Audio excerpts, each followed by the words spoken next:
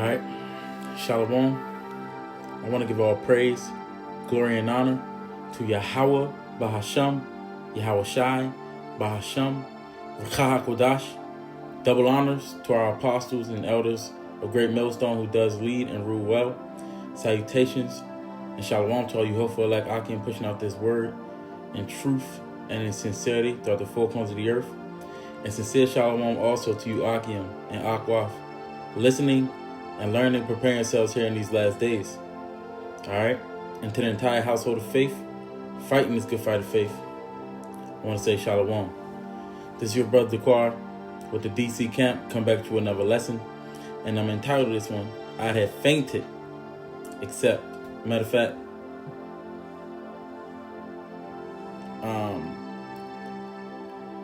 except I had believed to see the goodness of the Lord. Now this is a lesson I was watching the brother Amwan Gabar, the elder Amwan Gabar from the main camp in New York. He had a video entitled "I'd Go Insane If I Didn't Have This Faith in This Truth," and that rings true for a lot of us, man. You know, if it wasn't for this truth, you know, we'll go crazy, man. You know, matter of fact, let me get this scripture. It's Ecclesiastes 7, verse 7. It says, "Surely oppression maketh a wise man mad, and a gift destroyeth the heart." All right, because a lot of people, they receive certain benefits, and that makes them okay with this place, man. You know, but us, you know, we like Lot, as it says in 2 Peter 2, verse 7. Let me see. It says, "And delivered just Lot, vexed with the filthy conversation of the wicked." You know, we the ones that sighing and crying, like Ezekiel 9:4 says, sighing and crying for all the abominations that's done in the midst thereof, man. You know, this place makes us uncomfortable. You know, and like I said, surely oppression maketh a wise man mad. We are wise. We see what's going on. We know something isn't right. Like the scripture says, the error was proceeded from the ruler, man. You know, the wicked is in authority. That's why the people was mourning. We would have went insane if we thought that this is how life was supposed to be. You know, we constantly being told that, you know, everybody's equal, but yet we at the bottom. You know, but yet I'm talking about the Israelite man is like that at the very bottom, the worst, the most hated, man. You know, hated by, you know, the rest of the world, hated in our own homes. You know, your woman hates you, your children hate you. You know, so, you know, look at this. It says, I almost lost my mind, but God didn't let go. You know, so. Matter of fact, let me get the reason. What's that scripture? I got a couple written down, but this I want to get some just popped in my mind.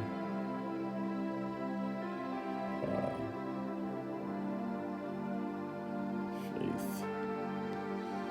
How does it go? Damn. Give me 1 second. It's not popping up the way I wanted it.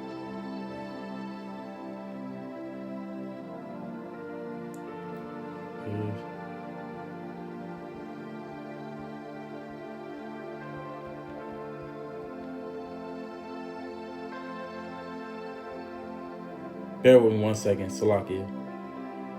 1 Peter 3 and 15. Okay.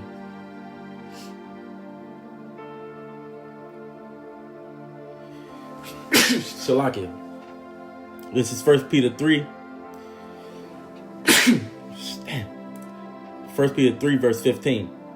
It says, "But sanctify the Lord, Yahweh Bashem Yahushua, in your hearts, and be ready always to give an answer to every man that asks of you a reason of the hope that is in you with meekness and fear, having a good conscience, that whereas they speak evil of you as of evildoers, they may be ashamed that falsely accuse your good conversation in Hamashiach.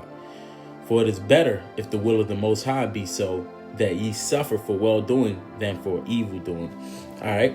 And, yeah, And this is, if people really want to know why we do what we do, man, it seemeth like we just giving up our lives and we not getting anything for it, man. But we have a hope of immortality. You know, that's why we go to the highways and the byways. We give up our weekends. We make different sacrifices. We put this above everything else because what the Lord has done for us, man. It says, forsake.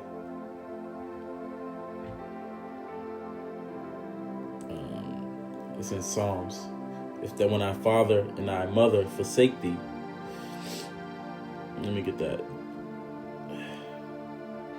This is Psalm 27 and verse 10. It says, when my father and my mother forsake me, then Yahweh will take me up.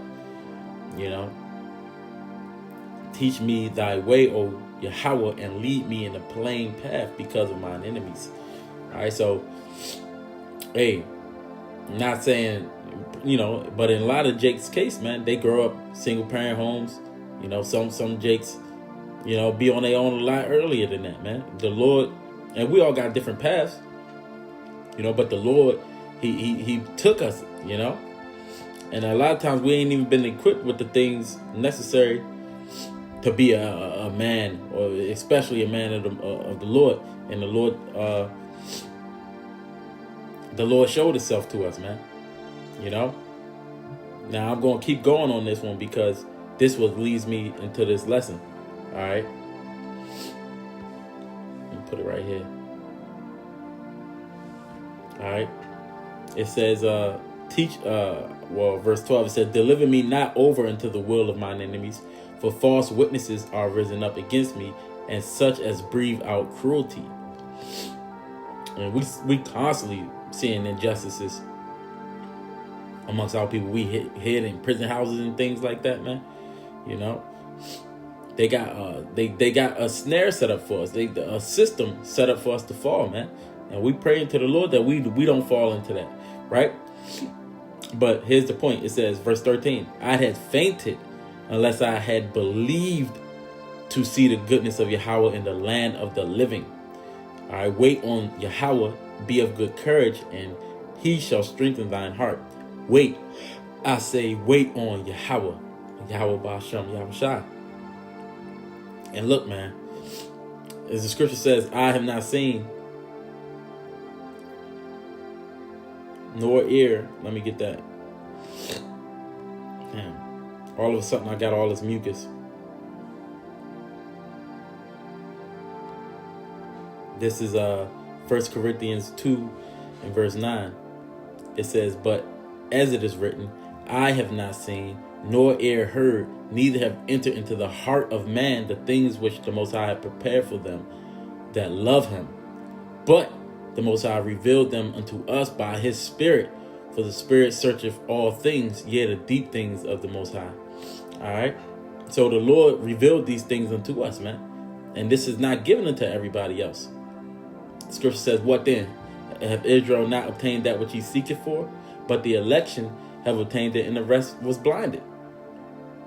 The mysteries was given to us, and to the rest it wasn't given, man. So that's why they blind.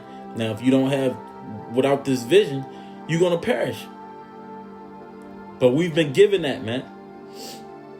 We've been given the understanding of this truth, man. And that's what we need. That's what we needed to keep going. That was able to give us that hope. Something we're able to strive towards, although we don't see it. We don't see it physically, but we see it with our spiritual eyes. We know that the Lord is going to reward us for what we're doing. We know that the Lord is going to put to an end all this wickedness, man. Because we serve a righteous power. All right? And we know what wickedness is, man. You know?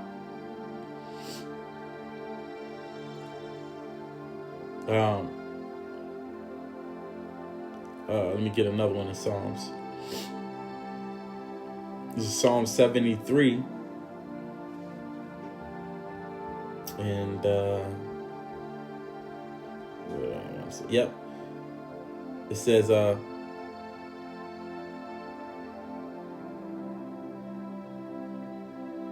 on. I mean, this whole thing is good. But I'm gonna start at going to start at 12. Psalm 73 verse 12, it says, "Behold, these are the ungodly who prosper in the world. They increase in riches. Verily I have cleansed my heart in vain and washed my hands in innocency." Yeah, you see the wicked. It seems like you got to be wicked in order to prosper. You got we're in a world where OnlyFans girls is making $1 million in a year, man. By showing this, yeah, the music industry, the entertainment industry, I'll say that. They got to do all these vile things, man. Or you got to be a damn drug dealer to get ahead. And if you working a regular job, hey, the women don't even want you. But verily or truly I have cleansed my heart in vain and washed my hands in innocency. It says, "For all the day long have I been plagued and chastened every morning." That's what it would seem like, man. But that's not the case, man. It says, if I... Hold up. Let me get a different comparison. All right, I just want to clarify that. Psalm 73 and 13, I'm going to get a different version so you can understand. CSB, it says, "Did I purify my heart and wash my hands in innocency for nothing?" Did you stay pure for nothing, man? No. We didn't, especially us, because we all fell short. But when you come into this truth and you walk this path, man, the path less traveled, you didn't do it for nothing, man. It says, verse 15, "If I say I will speak thus, behold, I should offend against the generation of thy children." All right. Now that there refers to the wicked, man. Those who seemingly prospering in the world, despite their wrongdoing and their lack of faith, man, they seem to be prospering, man. So that's a struggle that Jake, struggle with. You seeing them, like, why are they benefiting? Like, is it better for us to go that way? You gonna think that way if you don't have the true understanding, man. But the Lord's gonna put the candle, the candle or the light of the wicked out, man.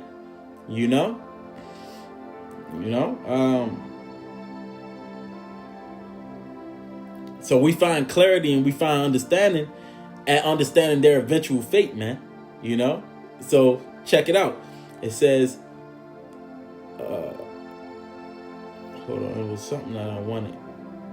Because it said, if he speak thus, he would offend against the wicked. But anyways, I'll keep going. It says, this is the point that I wanted. I think I lost my spot. Oh, he said, verse 16, "When I thought to know this, it was too painful for me until I went into the sanctuary of the Most High. Then understood I their end." All right, so we understand that according to the scriptures, the Most High only set them up for a short season, man. Yeah, they were set up to deceive the world for a little time, and then the Lord's going to take them out of the way. Scripture says, "Surely their foot shall slide in due time."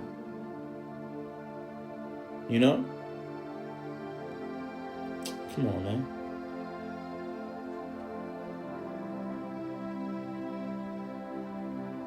All right, whatever. Let me see. This is Deuteronomy 32, verse 35. It says, "To me belongeth vengeance and recompense. Their foot shall slide in due time, for the day of their calamity is at hand, and the things that shall come upon them make haste," man. Remember, the Lord is just long-suffering, man. The Lord is long-suffering the wicked, but he's got something for them. He's angry with them every day, but he's bound to his prophecies and his word. So it has to get to this certain point. The seeds of wickedness has to be fulfilled, and then the Lord going to do something, man. He's going to take them out of the way. Although they think that the Lord is altogether as one of them, like the Lord is on their side, they're going to find out. And they're going to find out who the Lord truly loves, man. Going back to Psalms 73, it says in 18, it says, "Surely thou didst set them in slippery places. Thou castest them down into destruction. How are they brought into desolation as in a moment? They are utterly consumed with terrors as a dream when one awaketh. So, O Lord, when thou awakest, thou shalt despise their image." All right, the Lord is going to be despised at how they, hey, look, man, how they try to set up this world, how they trying to, make themselves as God. How now people call the righteous wicked and the wicked righteous, man. It's thanks to this devil. The Lord is going to do something about that, man. What was that? Let me see if this is it. Yeah, this is another one I wanted. This is Ecclesiastes 5 and verse 8. It says, if thou seest the oppression of the poor and the violent, because this devil is violent, perverting of judgment and justice in a province, marvel not at the matter, for he that is higher than the highest, which is them, they the highest right now, but there's someone higher than them. It says, regardeth, and there be higher than they. All right. So the Most High, he set up one and put it down another. He said he's gonna set us up, man. And then they gonna have to be our slaves, and we're gonna rule over them with an iron fist, man. They're gonna receive double of what they've given us, man. All right. So keep doing what you're doing, man. Don't never, feel like what we doing don't have any value. Okay? Because the Most High gonna do something. This is Galatians 6 verse 6. It says, let him that is taught in the word communicate unto him that teacheth in all good things. Be not deceived, the Most High is not mocked. For whatsoever a man soweth, that shall he also reap. For he that soweth to his flesh shall reap of the flesh. I said that wrong. For he that soweth to his flesh shall of the flesh reap corruption. But he that soweth to the Spirit shall of the Spirit reap life everlasting. So these devils, they've been sowing to the flesh, all right? And they're going to reap corruption. And anybody that's following after that way. But if you sow into the Spirit, such as us, Lord's willing, we be the men, all right? We shall sow or reap everlasting life. Verse 9, it says, and let us not be weary in well-doing, for in due season we shall reap if we faint not. All right. So it said, I had fainted unless I had believed to see the goodness of the Lord. But if we don't faint, we're going to reap what? That everlasting life.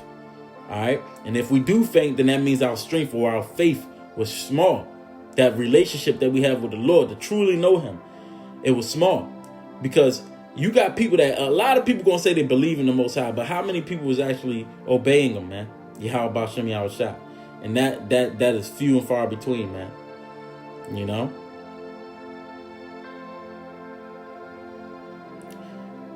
For 2 Corinthians 4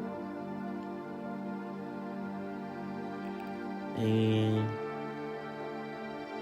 I think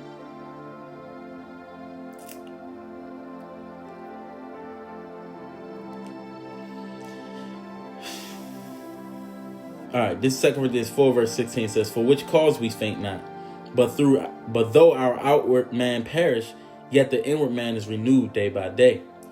For our light affliction, compared to what we're going to get, which is but for a moment, worketh for us a far more exceeding and eternal weight of glory. While we look not at things which are seen, but at the things which are not seen. For the things which are seen are temporal, but the things which are not seen are eternal. All right. So what we don't see, when the Lord comes back with his gifts, with his rewards, that's going to be for eternity, man. We understand that there's going to be a heaven on earth, man. And this is a part of the gospel, man. This is why it's the good news. It's the good news for us, man. That this world, America, this captivity that we've been in is going to come to an end. And it's going to come to an end shortly. And then we're going to be the ones that rule. Yahushua said that those that follow him in the regeneration shall be sitting on thrones, judging the 12 tribes of Israel, judging the rest of the whole world even.